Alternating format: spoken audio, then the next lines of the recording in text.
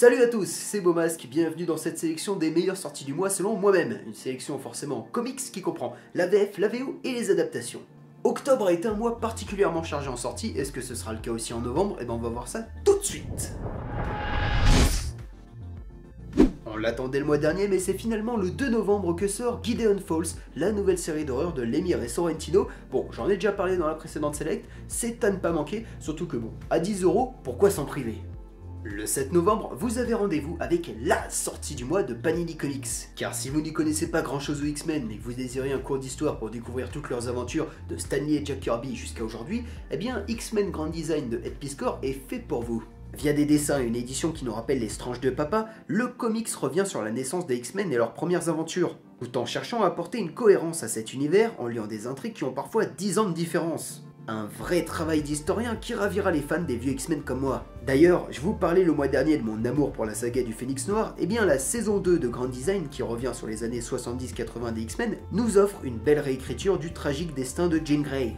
Et tant qu'on parle des X-Men, foncez acheter la variante de Marvel Legacy X-Men numéro 5, dessinée par le bro Nico, parce que c'est de toute beauté. Côté indé, toujours le 7 novembre sort chez Glénat Comics Klaus de Grant Morrison et Dan Mora, les origines ultra badass du Père Noël. Ouais, parce qu'avant d'être un gentil papy obèse, Klaus c'était un guerrier à la guts de Berserk, qui enseignait la générosité à coups d'épée. Klaus, c'est du Morrison décomplexé comme on l'aime, à déguster cet hiver avec un bon thé et du pain d'épices. Allez, on passe au 16 novembre avec le tome 9 de Saga, parce que oui, il se passe quelque chose dans cette série. C'est dingue, j'ai l'impression que ça fait 5 tomes que la série tourneront à répéter le même schéma. Mais enfin, la série avance, et pas seulement, elle te rentre dedans et elle t'éclate la gueule. Et ça fait plaisir, parce que Saga, c'est une série intéressante et plaisante à suivre, mais qui, comme trop de séries indées, elle a un peu tendance à se reposer sur son succès et faire traîner son intrigue. Espérons que ce tome était celui du Réveil du Lion. Après des années d'attente, ça y est, Urban Comics sort enfin le bébé de Morrison, Multiversity, son hommage au multivers DC Comics et au comic book en général. Gardez près de vous plusieurs paquets de Doliprane, c'est du Momo qui fait bobo au cerveau, mais c'est celui qu'on kiffe. C'est à réserver aux lecteurs confirmés de DC Comics, mais la lecture en vaut la peine. Momo nous offre des histoires délirantes comme Captain Carrot ou un Red Son sauce nazi, alors que côté dessin, il y a du lourd. Frank Quitely, Ivan Reis ou Jim Lee, ça fait plaisir. Vous l'avez compris, c'est l'achat d'essai du mois. Mais pour la troisième fois, allons-y, parlons de Morrison. On le retrouve le 7 novembre avec The Green Lantern.